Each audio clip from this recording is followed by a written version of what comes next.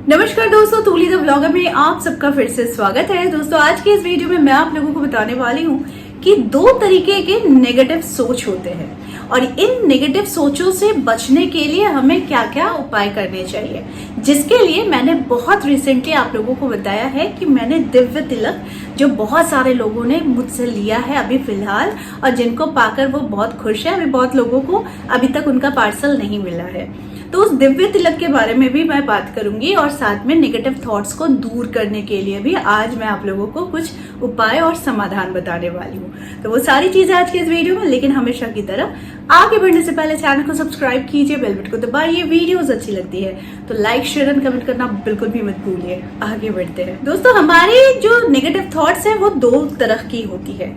एक थॉट ऐसा होता है, किसी ने मुझसे पूछा था कि मैम बहुत ज्यादा नेगेटिव थॉट्स आते हैं तो वो थॉट से हम कैसे बाहर निकले। तो सबसे पहली चीज मैं आप लोगों को बता दूं कि नेगेटिव थॉट्स दो तरह के होते हैं। पहला थॉट होता है कि आपको लगता है कि किसी का नुकसान कर दे, किसी को कुछ भी कर दे, किसी को ऐसा नुकसान पहुंचाए कि उसे चोट पहुंचे। ये होता है एक नेगेटिव थॉट, यानी उसे डिस्ट्रक्टिव सोच में ही आनंद आता है, यानी उसके दिमाग में बार बार तोड़ना मड़ोड़ना यही सारी चीजें उसके दिमाग में आता है। तो ये होता है पहला थॉट प्रोसेस। दूसरा थॉट प्रोसेस होता है कि कोई डरता है, किसी को कुछ भी अच्छा दे दो उसे अच्छा नहीं लगता है, उसे हमेशा अकेलापन खाता है, या फिर उसे हमेशा लगता है कि लोगों की भीड़ में वो बहुत अकेला है और जब भी वो किसी गैदरिंग में जाता है तो उसे हमेशा ऐसा प्रतीत होता है कि उसके जीवन में सारी चीजें उससे दूर हो गई है और सारी चीजें उसके विरुद्ध हो रही है और सारी चीजें उसके साथ ही गलत हो रही है। दुनिया में सबके साथ सब कुछ सही हो रहा है, बस मेरे साथ ही कुछ गलत हो रहा है। होती है दूसरी नेगेटिव थिंकिंग। तो इन दोनों में से आप तय कर लीजिए कि अगर इन दोनों में से कोई भी एक आपको है तो इससे निकलने के लिए मैं आप लोगों को आज उपचार बताऊंगी। पहला उपचार ये है कि मैंने दिव्य तिलक का निर्माण किया है और ये दिव्य तिलक बहुत ही ज्यादा पॉजिटिव होते हैं। कुछ चीजें मैं क्लियर कर दूं आप लोगों के बीच में कि ये दिव्य तिलक को लोग वशीकरण तिलक के साथ जोड़ रहे हैं, तो वेरी सॉरी, ये वशीकरण तिलक नहीं है, ये दिव्य तिलक है। ये हवन और पूजा पाठ के बाद इसमें बहुत सारे हर्ब्स मिलाए जाते हैं, जिससे क्या होता है कि आपकी थर्ड आई जो है उसे कवर की जाती है और साथ में इसके साथ कनेक्शन होता है प्रॉस्पेरिटी, एबंडेंस और आपके गुड लक का, और आपके जीवन में अट्रैक्शन क्रिएट होती है जो सिर्फ पॉजिटिव सोचों को, पॉजिटिव लोगों को आपकी तरफ अट्रैक्ट करती है।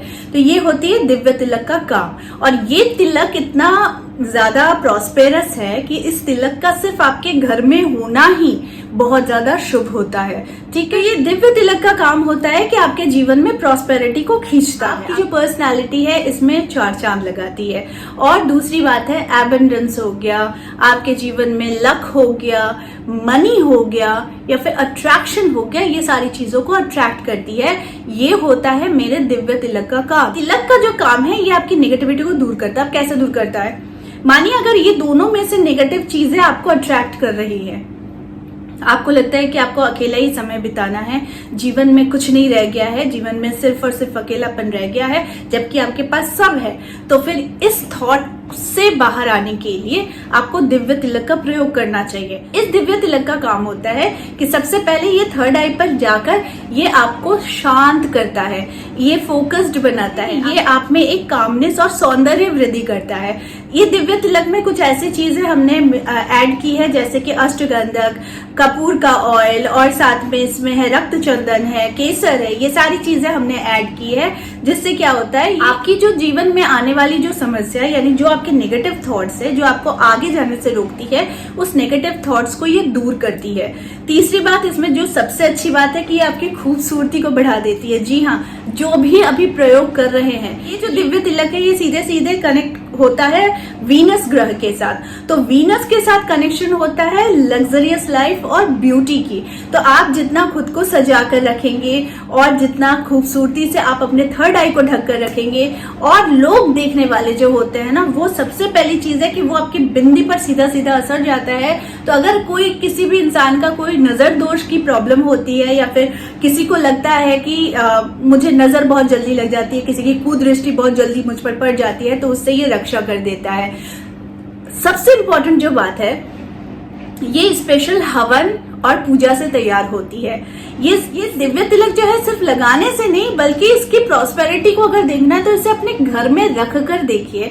ये घर में रखने से भी आपके जीवन में बहुत खुशहाली आती है। आप जो लोग दिव्य तिलक यूज नहीं कर रहे हैं, ठीक है, क्योंकि इसमें कॉस्ट है, तो एक कॉस्ट शायद में भी बहुत सारे लोग अफोर्ड नहीं कर पा रहे हैं। तो अगर अफोर्ड नहीं कर पा रहे हैं तो फिर आप छोटी सी एक प्रक्रिया कीजिए।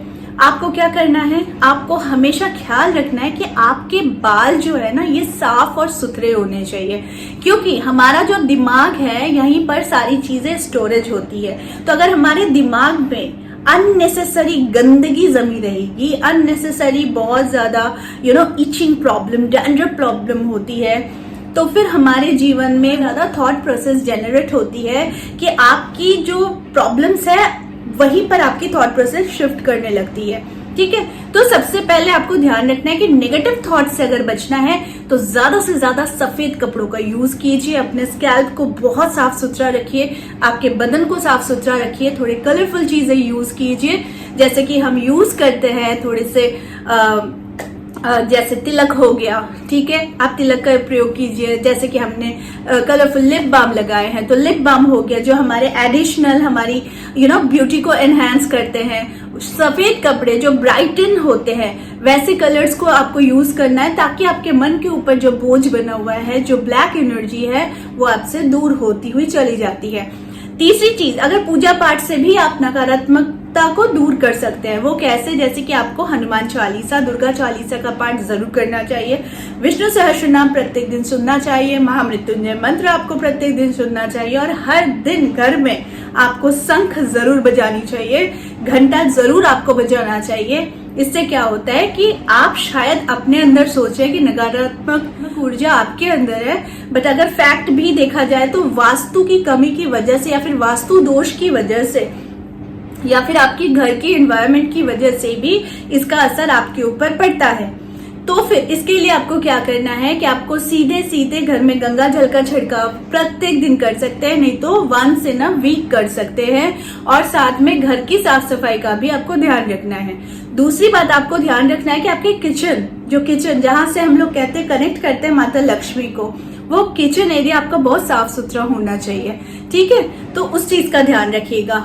तीसरी चीज जिस चीज का ध्यान रखना है कि घर में बहुत ऊंची आवाज में बात मत कीजिएगा, क्योंकि इससे भी आपकी एनर्जी जो है वो वेस्ट होती है।